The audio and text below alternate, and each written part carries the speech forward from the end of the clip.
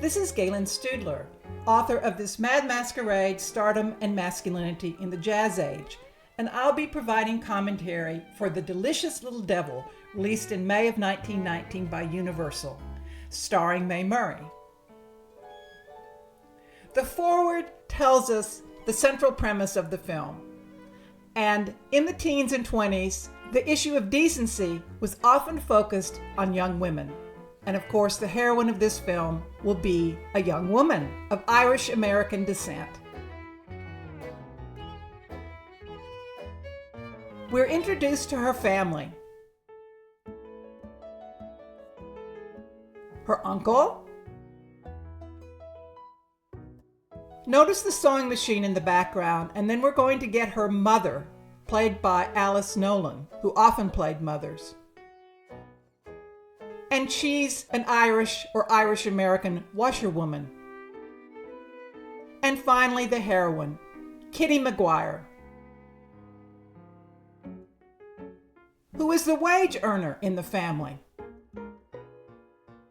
And this is her introduction, which I think is rather daring for a film star like Mae Murray, who was known for her beauty.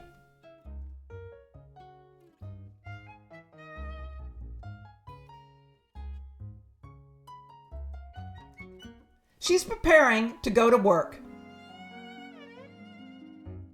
And she's in a hurry. Mae Murray was sometimes criticized for being too energetic, always moving, kind of hyperkinetic. But she's obviously trying to give a kind of Irish spirit to her heroine. And in this moment with her Uncle Barney, there's also the suggestion that she wants something better in life. Not only that she's angry with her uncle for being such a lazeabout. Good parlor furniture. So she's going to appreciate the finer things in life we're going to see, quite easily actually. I like the touch of the garbage can in the hallway. And off she goes. In the meantime, through cross-cutting, we learn about her father, Pat Maguire, played by another very experienced supporting cast member. Mae Murray's films in this era at Universal always had really good supporting casts that were commented on often in film reviews. At least one reviewer of this film took offense at the way this family was established, with men being supported by women. One female reviewer in Billboard said, quote, "There is nothing very engaging in watching two lazy, maudlin old Irishmen shoveling food down their throats." We're going to see that scene later. Uncle Barney is always hungry. Especially when it is earned by a frail woman at the washtub and a spunky young girl driven to a questionable resort to obtain employment, end quote.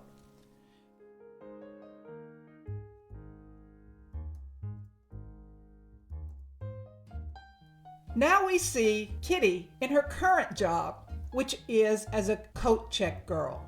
Again, she already appreciates the possibilities of having finer things. In this case, a lovely coat.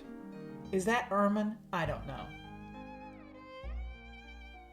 Yeah, poor little heads of the creatures are at the bottom.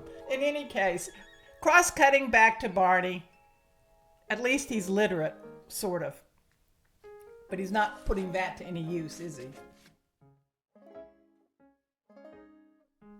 So Kitty lives in an urban tenement and is attached to a poor family of immigrants. In Mae Murray's case, her background was rather similar, except for the fact that her family was of German origin.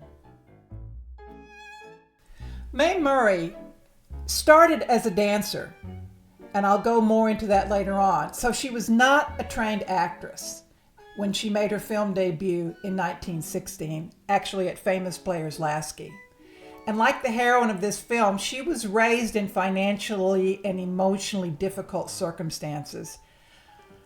This particular flashback scene of when she's dancing in the street, taking her mother's washing, I guess, to the clients, and dancing accompanied by the organ grinder, was actually referenced by Mae Murray, the star, in an article in a fan magazine in 1920, the year after The Delicious Little Devil was released, as being something that actually happened in her own life. This was characteristic of her in blending fantasy, film, fabrication.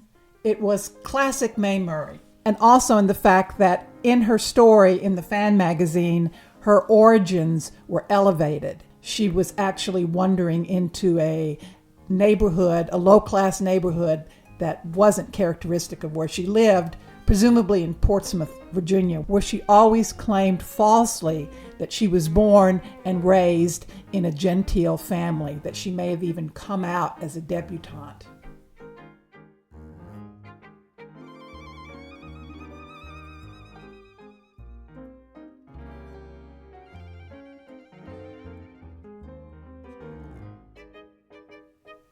So now Kitty's intense concentration in dancing is interrupted by real life and a very angry manager. I like the way this scene is set up by director Robert Z. Leonard.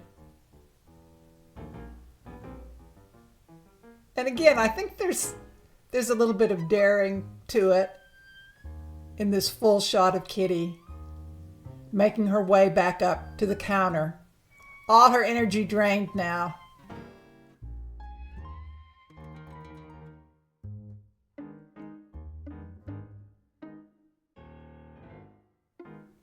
Though she still has a little bit of energy left to keep her gum chewing going.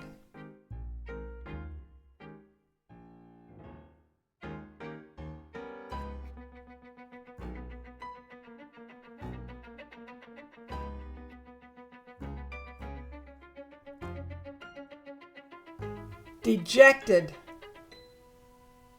rejected, and in a pickle. It's a good scene. Cross-cutting characterizes this film in its first 15 minutes, that's for sure. So here we're back at the family apartment. Alice Nolan, who plays Kitty's mother, was only about 5.5 years older than Mae Murray, who plays her daughter. Mae Murray was born in 1885, so when she played Kitty McGuire, she was 34 years old. And you can't really blame her for shaving years off her age throughout her career, because she was competing against much younger women, both when she was a dancer and also when she was a star. And she looked young, and she was initially cast at Famous Players Lasky in several roles in which she plays a kind of waif, almost a Mary Pickford type, a kind of wistful waif, fragile, even if spunky. And this was a youth culture, right? It was the jazz age, which F. Scott Fitzgerald officially declared to be so in 1919. Fan magazines regularly represented to the public her tale that she was working on Broadway as a chorus girl when she was 13 or 14 years of age, which of course was not true. Some say she started her dance career in Chicago, but that seems a little bit unlikely. I mean, she was a New Yorker, and she was featured finally after working in various musical comedies as a chorus girl and in shows and doing also some exhibition dancing. She finally got a job in the Ziegfeld Follies of 1908. And she had broken through on Broadway by filling in for the very famous dancer Irene Castle in the Irving Berlin show About Town. So in the Follies of 1908, she was a chorus girl, and she climbed up the ranks to a specialty act and then being a featured star. One of her most famous acts from the Follies exploited her resemblance to Mary Pickford, and this was in 1915. And this act was called Merry, M-E-R-R-Y, Pickham, which showed a film of Murray to the audience, and then also had her running around the auditorium being chased by a kind of villainous character, and she supposedly was dressed in an antebellum outfit. The Delicious Little Devil operates on this cultural preoccupation with the modern woman, who was often identified with the working woman and with youthful women, and on this cultural preoccupation of the good bad woman, especially because it was seen that women were more in the public eye and were interested in consumerism and were being, we might say, spectacularized by their fashion that was getting briefer and briefer. Florence Ziegfeld's shows lifted the showgirl in the public eye. We're going to talk a little bit later about the differences between different groups of the showgirls in his Follies. But he was celebrating the beauty of the American woman. Nevertheless, his shows were controversial. I mean, they were girl shows. And they drew a lot of men in the audience, and he was very good at introducing costumes which were actually highly revealing, but somehow managed to seem respectable.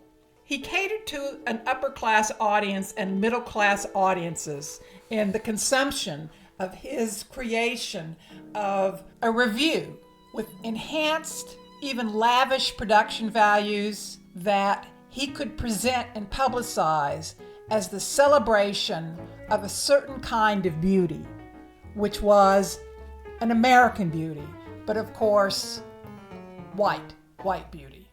Mae Murray was not the only film star who came out of this background. For those of you who've been waiting for Valentino to show up, it'll be just a minute now that we've introduced the man who plays his father, Edward Jobson. And here we have Valentino, finally, almost 15 minutes into this film. Yes, he's radically miscast, but he was very grateful, no doubt, to get cast in this film. Valentino actually knew Mae Murray from the New York dance scene. There's probably little doubt that she had some role in getting him cast as Jimmy Calhoun, which is obviously an incredible miscasting, that he's supposed to play an Irish American, and his fine olive complexion is obscured in this era of orthochromatic film, which didn't register colors accurately. The makeup is often unflattering, but this is an extreme example of that. So now we have yet another change of scenery and are introduced to Mr. and Mrs. Musk. The intertitle tells us all. The Peachtree Inn has fallen on hard times. Let me introduce these actors to you. Martha Maddox actually was also in another Mae Murray film in which she played her strict aunt, and that was in a film called The Scarlet Shadow of the year before, of 1918. And her most famous role would be in the Paul Lenny directed film The Cat and the Canary.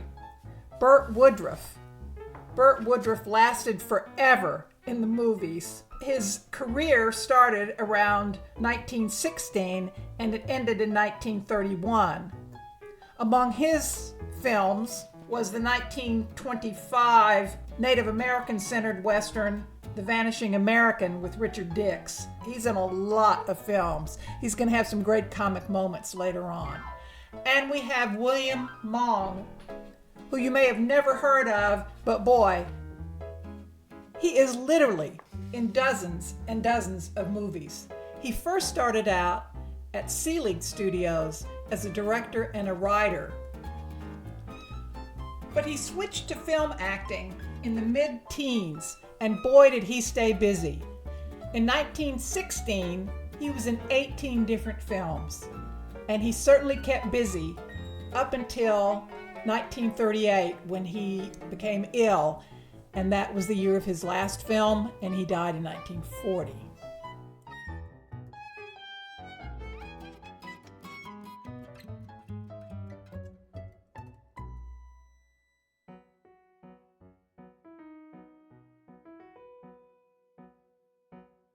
So here we are, back at the McGuire household, where things remain depressingly the same.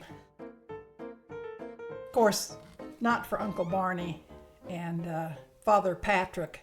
This is a very cute scene, I think, with Ivor McFadden. Her attitude is just so blasé. It's like, all right, you took me for a ride. I've done my duty. Goodbye. She's dealing with the prospect of unemployment, but she has her newspapers to look for a job. Of course, it's going to be doubly depressing to go inside and realize that her male family members are going to be of no help in this job search, nor will they be interested in seeking out a job themselves. Again, I think Mae Murray plays this scene just right. Critics ran hot and cold with her, in the sense that they would say, oh, she's great in this film, but then another film she's not so good in. That they basically thought that she ran hot and cold in terms of her display of understanding of the characters and being able to convey their motives and their feelings, etc.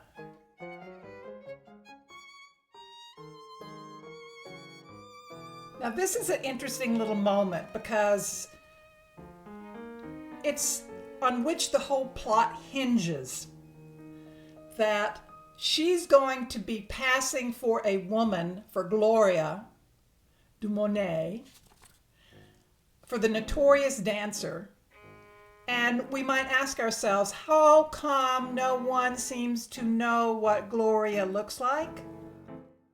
Well, this newspaper publication of the scandal uses a photograph for the Duke, but then a cartoon of Gloria with the Duke. This was not unusual to have cartoons to depict well-known people, and you have to admit that Kitty does look like the caricature or cartoon.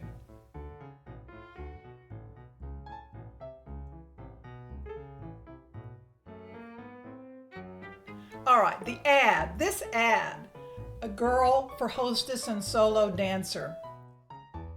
Really interesting. I found that this ad is reproduced as a newspaper ad for The Delicious Little Devil, at least in a Los Angeles Times ad section. Not the usual ad section for motion pictures, but the general ad section for an issue of May 1919 when the film was released. And it's amongst all the other ads for Bayer aspirin, for girls' summer coats, isn't that an oxymoron?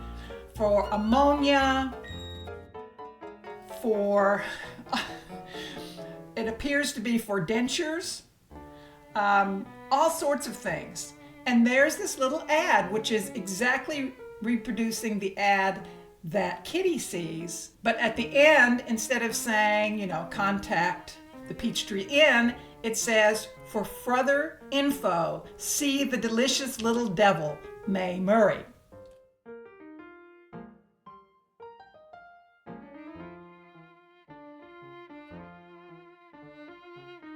So sweet, hardworking Kitty, sitting on her mother's lap, is going to try to become the girl with the past.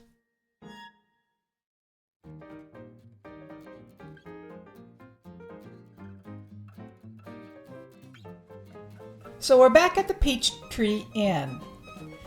And I think this is a kind of in-joke with these applicants. But I also want to tell you about the Howdy Band, which was a actual Los Angeles band. And it's rather unusual in this time period to see a black band in a film. Of course, we've got so many lost films from this period, it's hard to decide what was what in terms of were they prominent or not, but certainly they were prominent in nightclubs and cabarets in American culture, and it was controversial. It was part of the Jazz Age. It was that part of it that was often associated with the degradation of women, that they were listening to hot jazz that came from Africa in its origins, and wasn't that horrible. But the joke, I think, is going on here with this lineup of applicants for the job is the contrast between a former Ziegfeld girl like Mae Murray, who was a dancer and a small person, with these tall, model-like showgirls.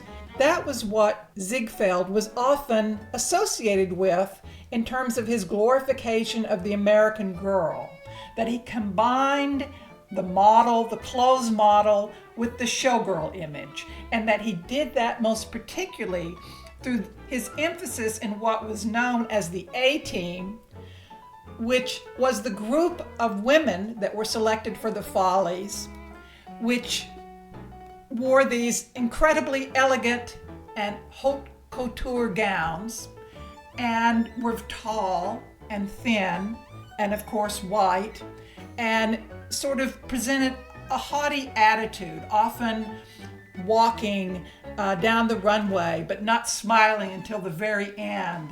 So they were tall clothes models, really. And that this even got emphasized more after 1915 for reasons I won't go into.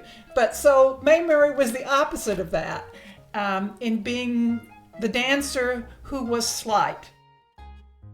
When these dancers were actually anonymous women in the chorus, they were called ponies or chickens.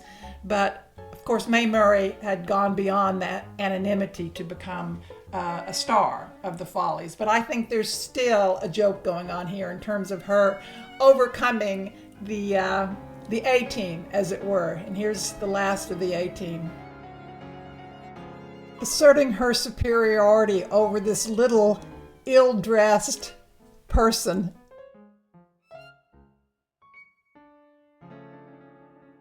But then the last of the A-Team becomes the means through which Kitty gets out on the floor. Albeit on her behind. She gets her chance for the audition.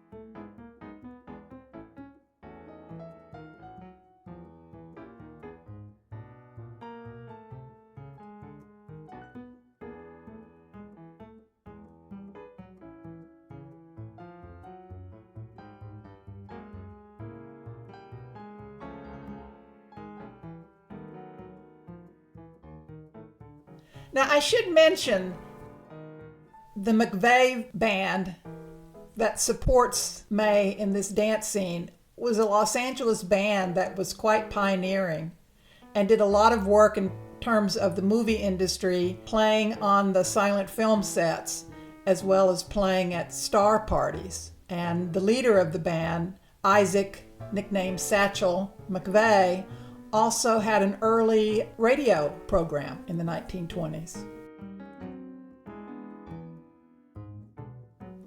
I like the way this dance scene with Mae Murray takes a while to wind up and shows this rapport between her and the band. But she's also obviously starting to have a good time after her warm-up.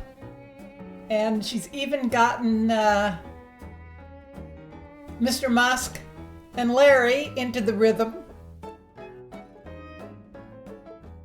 So it's been a successful audition.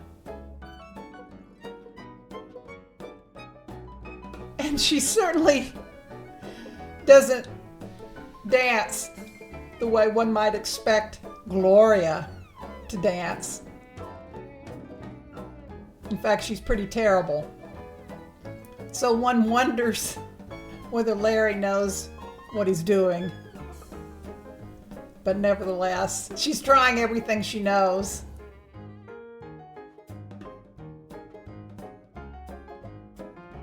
She's still trying everything, pulling out all the stops. There's a certain charm about it. The good girl who becomes a dancer.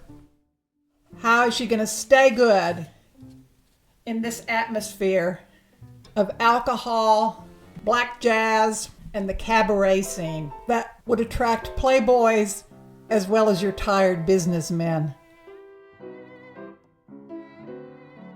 Then she has to prove she's Gloria, and she whips out the newspaper with the cartoon depicting her and the Duke.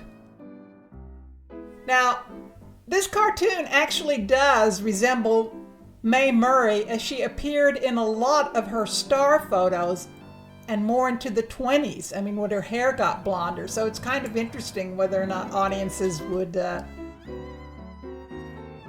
buy this in terms of what they knew Mae Murray looked like when she was glamorous, or as she could look like, because she doesn't really look that much like Kitty at this moment.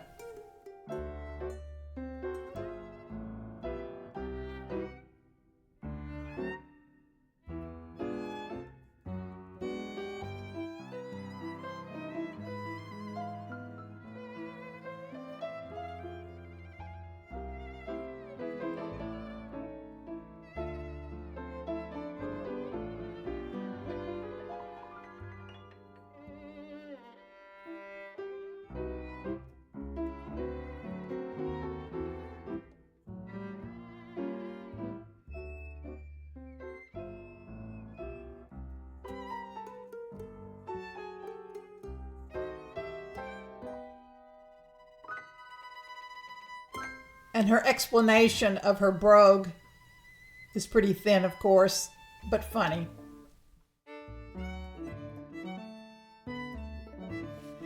Change of identities, that was part of the appeal of post-World War I consumerism for women, and their gobbling up of fan magazines and their admiration for stars like Mae Murray and their attempt to imitate them. Mae Murray was known as the girl with the bee-stung lips, and so bee-stung lips became a fad amongst young women.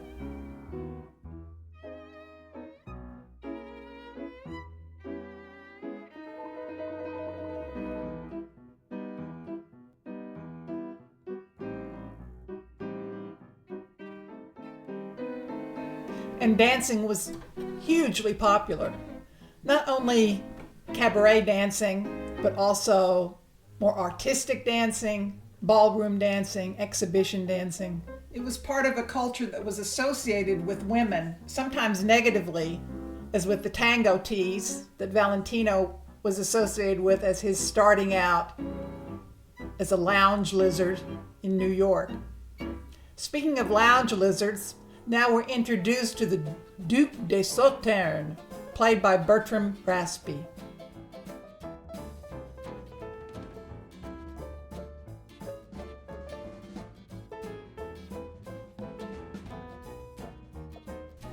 So, the tired old Peachtree Inn has become a cabaret with hot jazz and a new star, a new dance star, the glittering, the gorgeous Gloria. I wonder if this is a play on Gloria Swanson. In any case, this scene combines two things of the age. The cultural obsession with Orientalism as a style, as a decor, as a fantasy of sexual transgression. And it also is dealing with the cabaret, which is soon going to be a thing of the past in terms of its success, because the Volstead Act, prohibition, is just about around the corner. It's 1919, and in 1920, it's going to be passed and become the law of the land. No alcohol. So the cabaret, however, in the teens, before the Volstead Act was passed, was a radical phenomenon, says dance historian Louis Ehrenberg, who I think is terrific on this subject. And he says it was so radical because it brought a kind of newness to the interaction, the public interaction of men and women. And he says that it offered adventure and risk and what he calls, quote, the public displays of private impulses, quote, in the teens. And expressiveness, particularly through dance, in the dancing couples. Also through the seating, in the close seating, the possibility for flirtation, the movable chairs, which we're going to see demonstrated, the intimacy around tables with men and women mixing together, the possibility of the loosening effects of alcohol, the dancing, the smoking, the socializing. So, as he calls it, a faster, more risk-oriented environment for well-to-do people in semi-darkness, so that the patrons of the cabaret could have risk, could have adventure, particularly in the sexual realm. They could enjoy themselves, they could relax, they could experiment, they could move about at ease. But there was some control over it. There was some protection to them and to their reputations, and particularly protections for women. So there was some maintenance of the conventional in terms of sexual and social order at the same time that it was playing with the transgressive. And as he says, this was very important for the class of people that it addressed. I'm going to go back to that, but let's see Gloria / Kitty's entrance.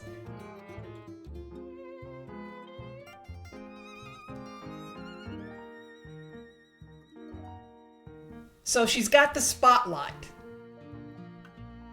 She's dressed in her oriental outfit and she's emulating a peacock.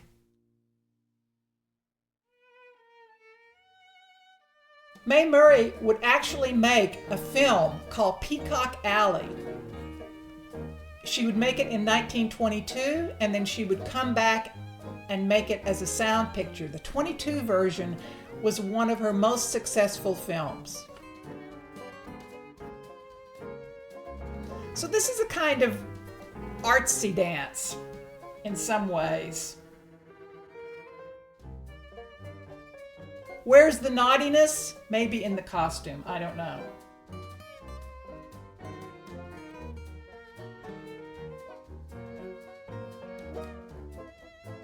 It's a little eccentric.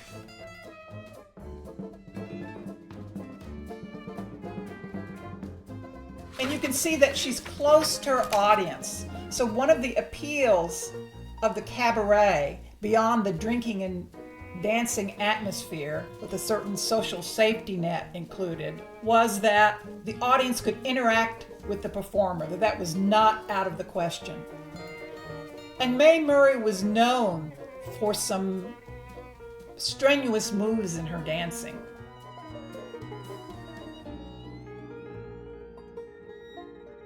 So this cabaret scene was generally part of the new urban culture, even though in this film it's depicted as being in this, I don't know what, suburban roadhouse, transformed suburban roadhouse.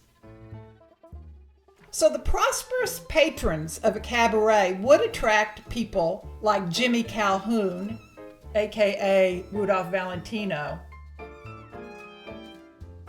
And he would be someone who would be attractive, what shall we say, that he would be attractive for the dancer as gold digger, the not good woman, to try to snare.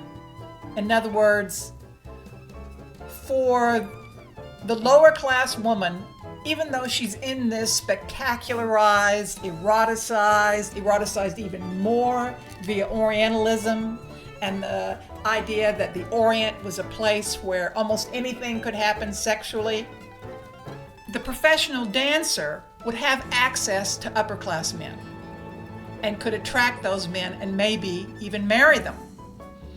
And in fact, Mae Murray's first husband was the son of a millionaire.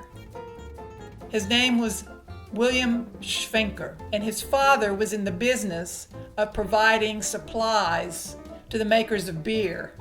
There's another industry that no doubt went out with the Volstead Act. And so he was smitten with Mae Murray. And they married.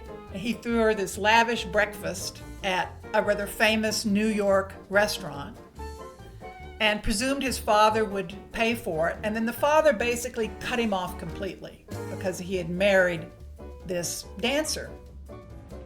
So he ended up in court for non-payment of his debts, and Mae was supporting him, just like Kitty in this film supports her family members. Millionaire Jr. ultimately got a job as a chauffeur, but it didn't last very long. And she just had had enough, so she divorced him. And then later on in some of her publicity actually talked about how dancers, chorus girls, even stars of the Follies should never get involved with the sons of millionaires, particularly if those millionaires were, as she said, tightwads. So dancing women, both professionals and amateurs, were seen as embodying a kind of new womanhood. They were young, they were attractive, they expressed bodily freedom. People like Irene Castle actually promoted dancing as healthful, that it was exercise. And this was a new appeal in terms of constructing a new aspect of womanhood. In some respects, someone like Irene Castle could merge the virgin and the vamp, that they were attractive to men, but of course, Irene married Vernon. They were models for young women to emulate, but they were also associated with some rather questionable dance movements like the tango, which was considered to be something that had to be danced way too close in terms of hip contact. So there was a liberation to the image of the dancer in terms of social relations, in terms of physicality, a kind of rebellion implicit in the dancer against previous older sexual mores. But the prosperous patrons of the cabaret could be dangerous to dancers. But in the cabaret, young people could avoid the watchfulness of parents. So it was a whole different thing than the previous private dances.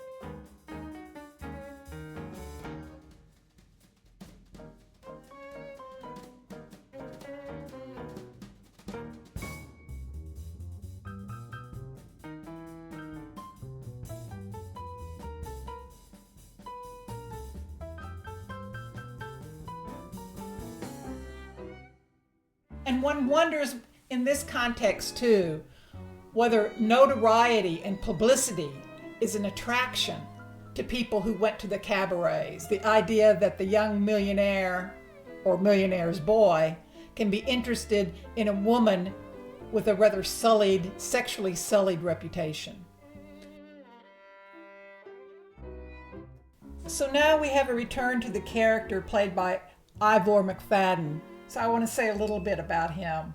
He apparently was in 11 silent feature films in the decade between 1916 and 1927. He was born in San Francisco, and he didn't really make many films. In part, people think because he attempted to be a producer. Nevertheless, I only found one film listed produced by him in 1922, and that was called In Another Man's Boots, under the Ivor McFadden Productions. He also was in some short films, two-reelers, 22-minute films. He was in shorts in the sound period as well. He was in some Three Stooges shorts. So he basically sort of went downhill from being a supporting player, as he is in this film, to being an extra. And he was an extra in John Ford's famous film of 1939, Young Mr. Lincoln. He died in August of 1942 at the age of 55. So let's turn for a moment to something that I should have talked about earlier, because it is actually quite good in this film, and I think is so in this scene as well, and that's the cinematography. So the cinematographer for this film was Alan Ziegler, and his best work, sort of like Ivor McFadden, or his most proclaimed work, was in the silent era. In the sound era, he was mainly confined to shooting B films and serials. But in the silent era, he not only worked on 7 films with director Robert Z. Leonard, who, as I mentioned earlier, directed this film, and that included 5 films with Mae Murray, but he also made 7 films with a fantastic husband-wife team at Universal, director and screenwriter, and who did what has become a matter of some controversy, with most people thinking that the most talented member of this duo was the wife, Lois Weber, and her husband was Philip Smalley.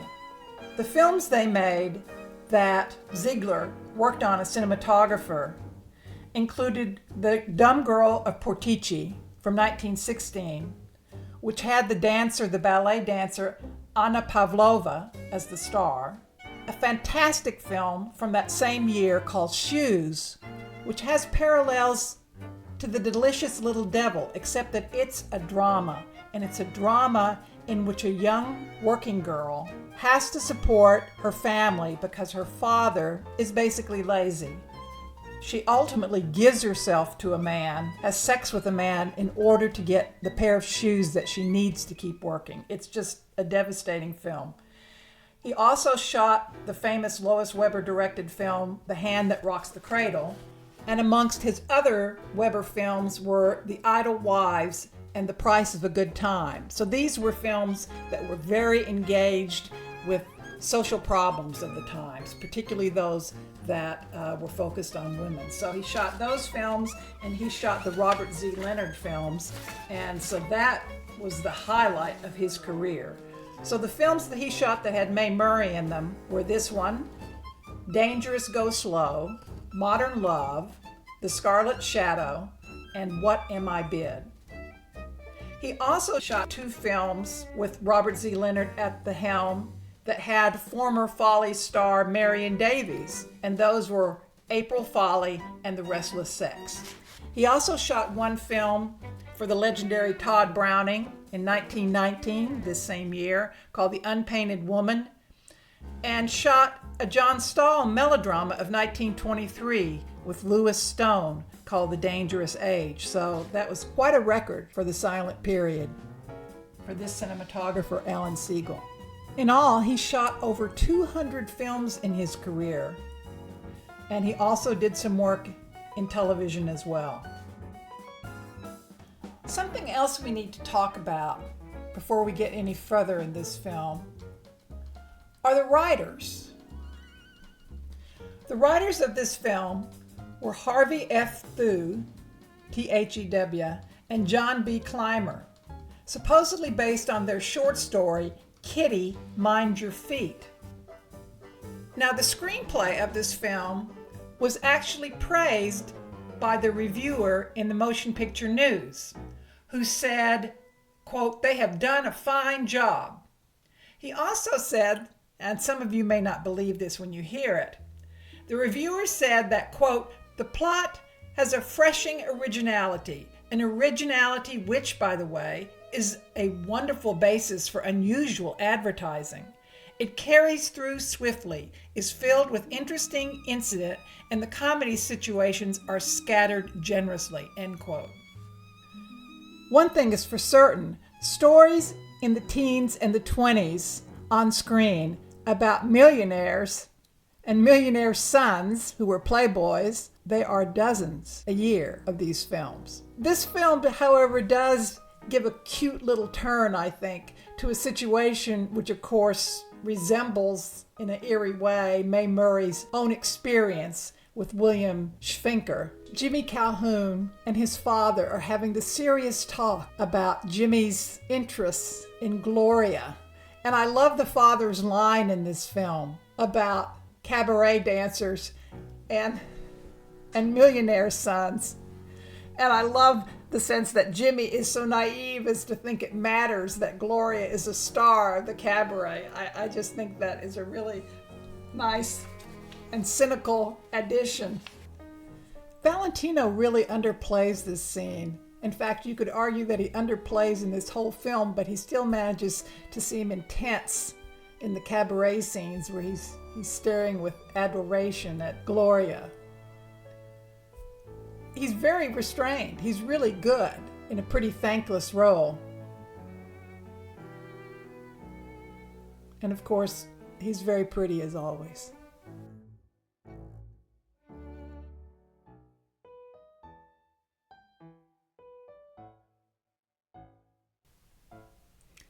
And as a former dancer, he's got wonderful grace. The way Valentino moves on screen is really unique for the period, and maybe unique ever in the history of cinema. He was just a natural in terms of his refined movement.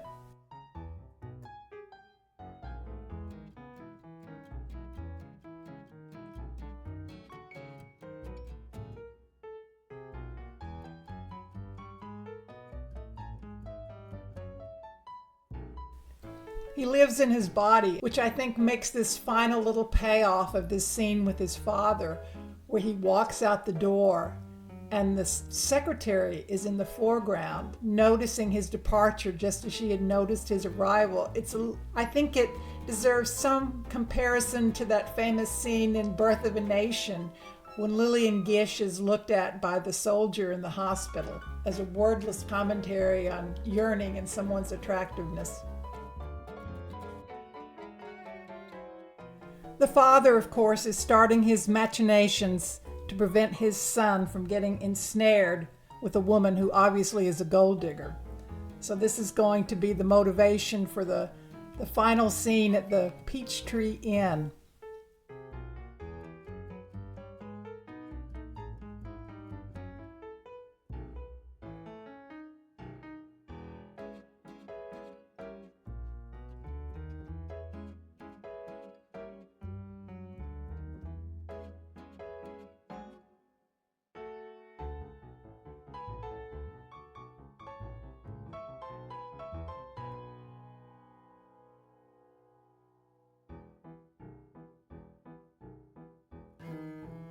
So finally, we have the Duke coming into the picture.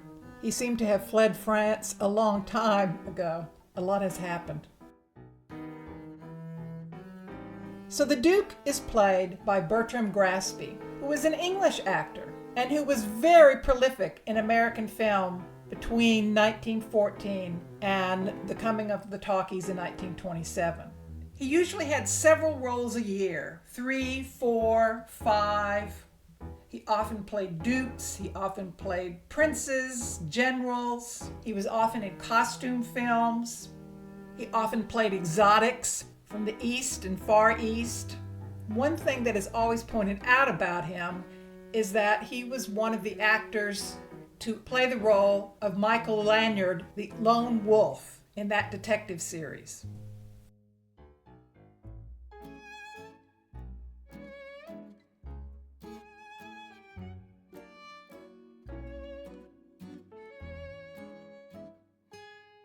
Now we're going to view the scene that was the most controversial in the film.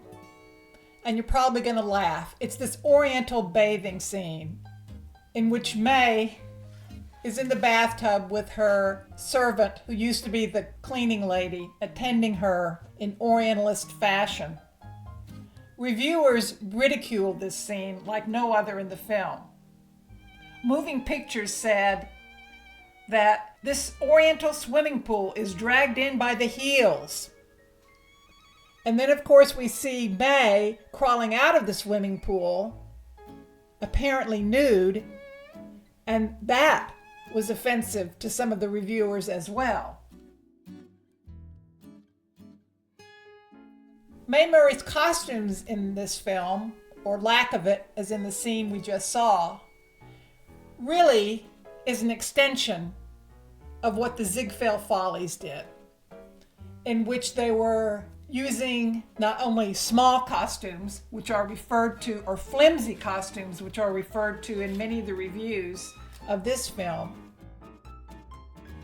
but also lighting in which you could see through some of these diaphanous gowns and costumes, which of course we've already seen in an earlier situation when she's in the cabaret and Kitty then is told to get on her vamping gown by McKean when she goes down to see Rudolph Valentino, aka Jimmy. Another reviewer said of this film, and this is a woman reviewer because it's under the title of The Skirt Says, speaking of women mostly, by The Skirt, and it's in Variety of April of 1919, says of this film that in it, Mae Murray, quote, as a cabaret dancer, wears as few clothes as the law allows or permits.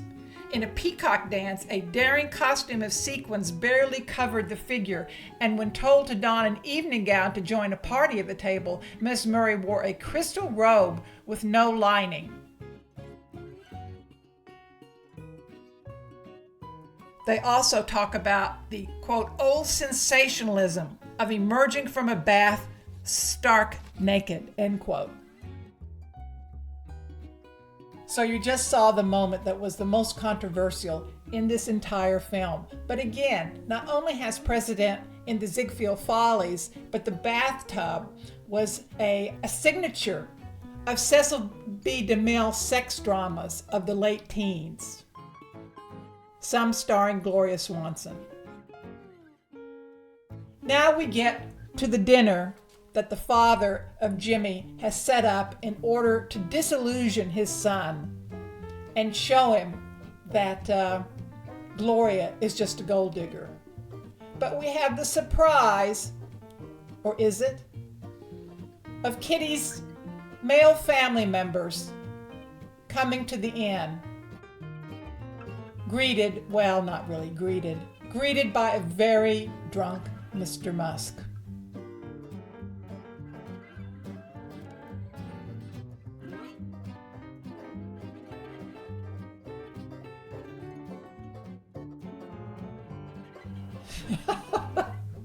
I do find Mr. Musk funny in this scene.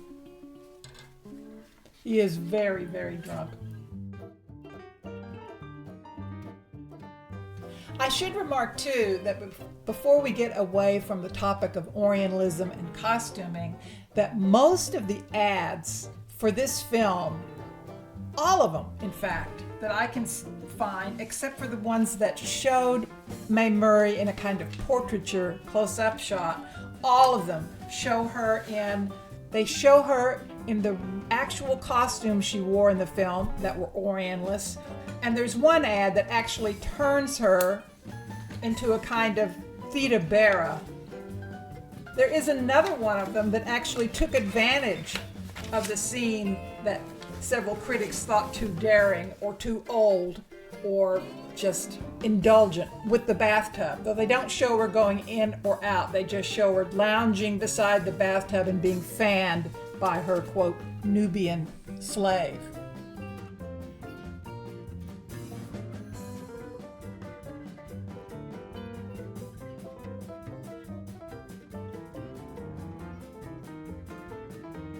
Now we have the return of the McVeigh Band, and you may find it odd that there's guitar playing and slide guitars, but don't forget that in the late teens and the early 20s, there was a fad for Hawaiian-influenced music and a fad for ukulele playing as well.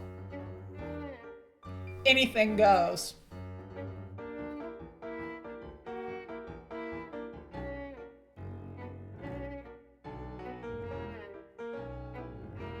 So the Duke has shown up, and now Larry is trying to find a way how to exploit it, of course. That's what he does. That's his business.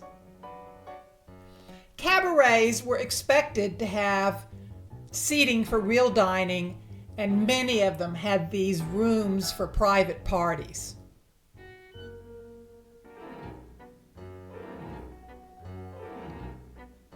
You can see the high-class clientele that is eating in that outer restaurant area. You may have wondered who that ancient bellboy is and why he is following the Duke, or maybe you've already figured that out. He's not who he seems to be.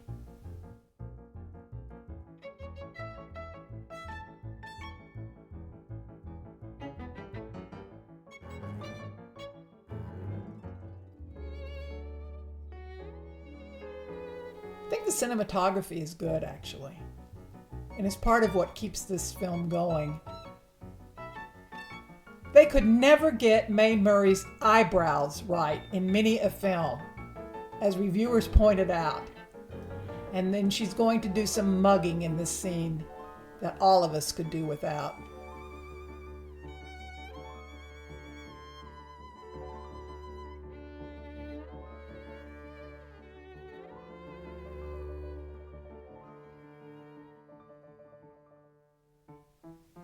It's a very nice set, too.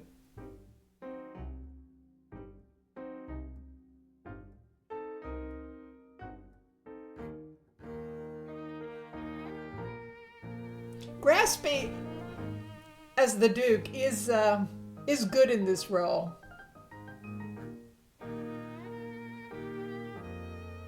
In the sense that he's already giving out menace very quietly. Elegant menace.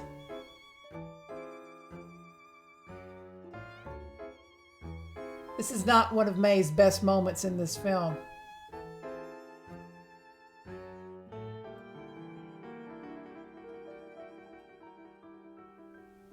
But that's not her forte. This kind of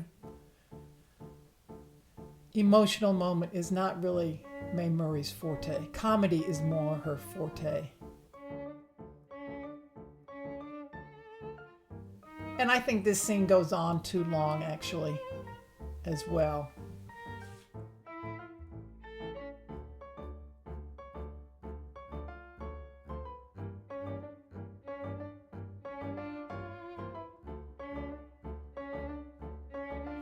Because we cannot imagine that Jimmy is going to give her up, or that the Duke is going to manage to seduce her. We know that's not going to happen. Not in a film that's called The Delicious Little Devil. That's got to be a comedy. And the audience would have known from all the advertising it was going to be a comedy. Robert Z. Leonard, Mae Murray's husband until 1925, and the director of this film, does know how to direct a film. And he certainly kept doing it for years and years and years. Settling in at MGM in the 30s and the 40s, which meant that he had a very long career, since he started with Selig Studio, which was one of the earliest studios to set up headquarters in Southern California. And he started out as an actor, a writer, and a director. He was even the Scarecrow in a 1910 one-reel version of The Wizard of Oz. At MGM in the 30s and the 40s, and I guess the 50s too, he kept directing for a long time. He directed a lot of their most profitable and prestigious female stars, including Greta Garbo, Ginger Rogers, Myrna Loy, Joan Crawford, Constance Bennett, Greer Garson, Judy Garland and Lana Turner, and Norma Shearer, who of course was married to production head Irving Thalberg. Some people have called him one of American film's most prolific directors, but in Andrew Sarris's Directors and Directions from the 1960s, in which he outlined what made a really great director, there is no listing for Robert Z. Leonard at all. We can only assume that Sarris regarded him as a studio hack. But I think what you can see from this film, he is certainly not a hack.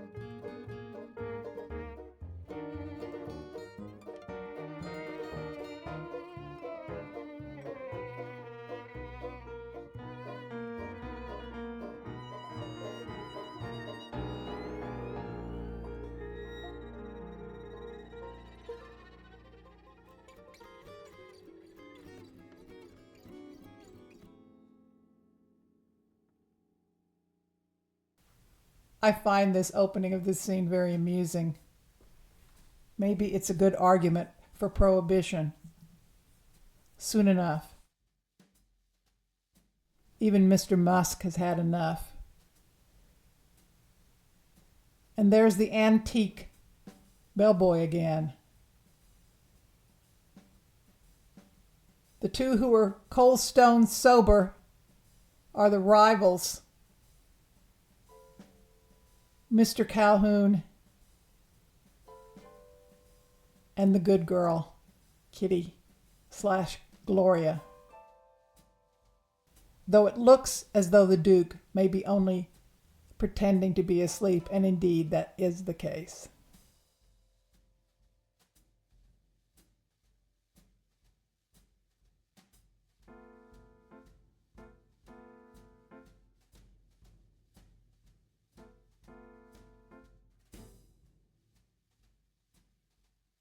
Here's a shot in which you can actually tell how diaphanous her gown is.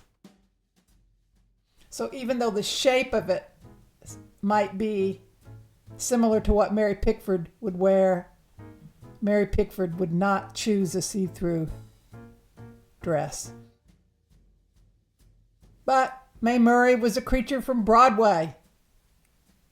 She was a Ziegfeld girl, and here she goes into the overactive thyroid acting.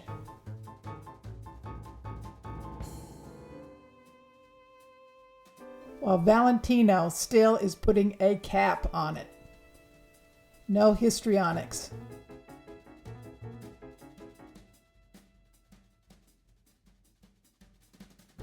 And the Duke turns into an old-time villain, the rapist.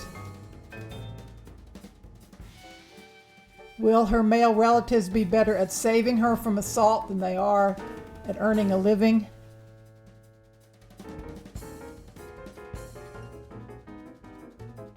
Not really.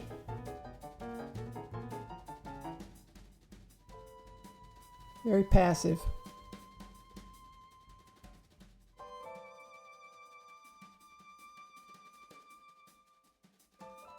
Only through their bulk and luck does she get away.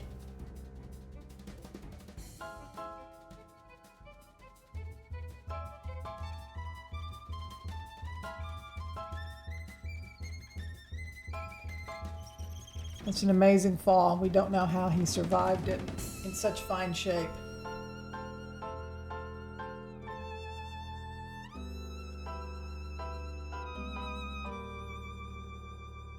Valentino was not a big man. He was about 5'8", according to most reports. but he was quite athletic.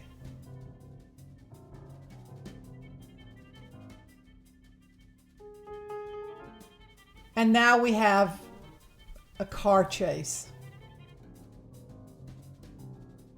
I'm not sure why we need a car chase.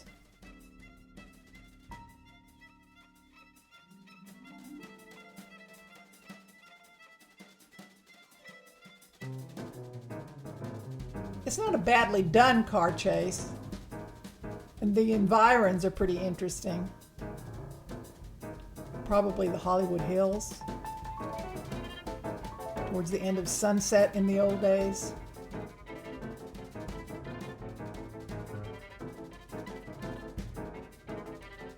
To believe that Southern California looked like this only about 100 years ago.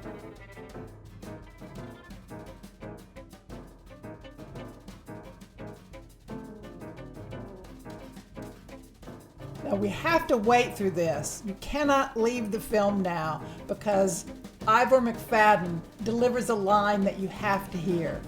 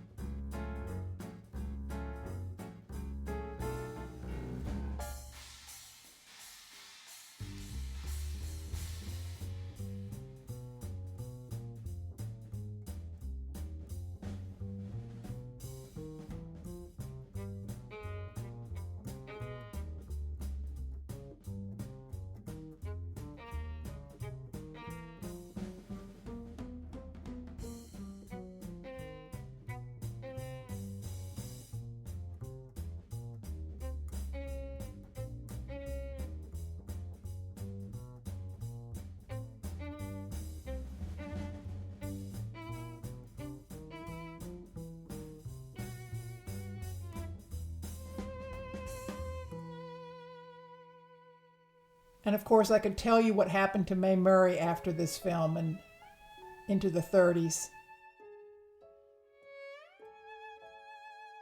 She basically married as her fourth husband a man who was a pretend prince. And he got all her money away from her. And she had a considerable amount, not only all the money she made as a star, as a top star, but she also found oil on some of her property. Yes, she married him in 26. Valentino was at the wedding. And by 1931, she knew it had been a very big mistake. So by the end of her life, she was living in poverty.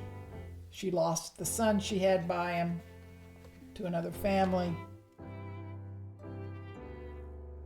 Most people thought she was out of her mind because she lived in a kind of fantasy land in which she said she was still a star. And she was. But her philosophy all along had been to live with optimism and belief in something other than reality, so it wasn't too far a stretch to see her go in that direction.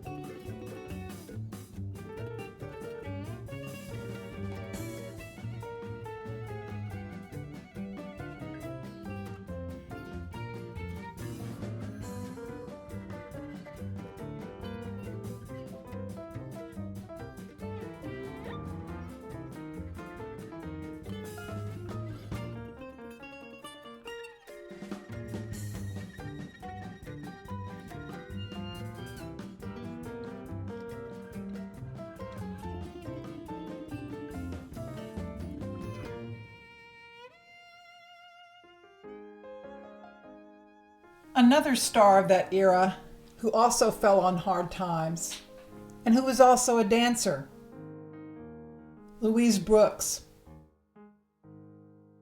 commented to John Coble, famous for his photographic collection of stars, among other things, said of Mae, "She was the most ridiculous woman and a most ridiculous actress, and let us say insane, in a way.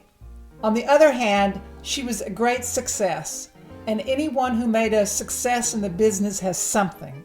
Believe me, it is the roughest, toughest, most humiliating and degrading job in the world.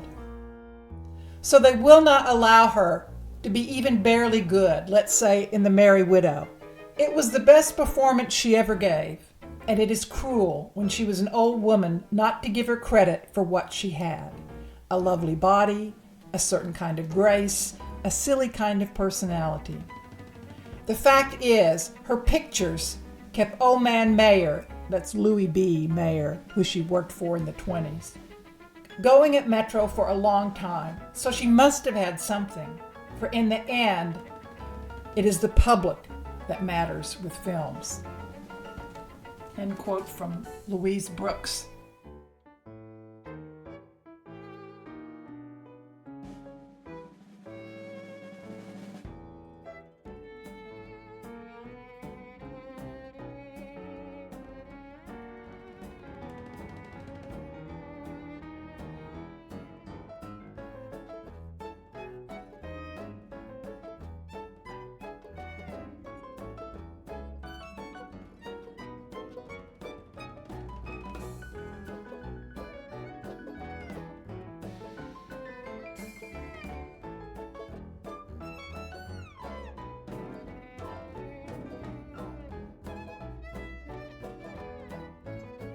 But as Brooks said, it's the public that counts. And for over 10 years, the public loved Mae Murray. In spite of her eccentricities, in spite of whatever her weaknesses of acting might have been. And they and we might declare, like Ivor McFadden does as Denny at the end of The Delicious Little Devil, God, how I loved that girl.